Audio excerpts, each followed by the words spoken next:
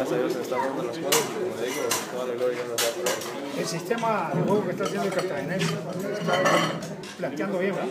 Sí, es un sistema bastante ofensivo, con bastante seguridad atrás también, una línea de medio parada y a la hora de tener la pelota, bastante movimientos en el medio campo y él nos está ayudando bastante.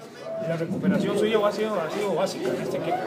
Sí, gracias a Dios, me estoy sintiendo de lo más bien,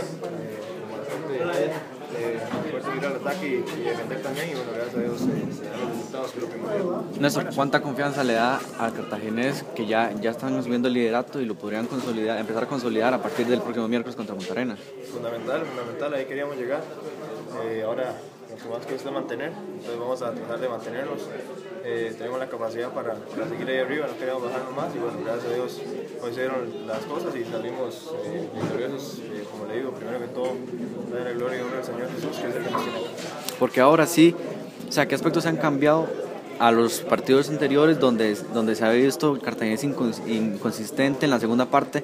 En cambio en este todo fue el ataque de principio a fin. La mentalidad de siempre seguir adelante, seguir sumando. Hay gran equipo, hay grandes jugadores, ya están llegando los compañeros que están lesionados, entonces hay más variante, hay más movimiento a la hora de defender, de atacar y bueno, gracias a Dios se hicieron las cosas.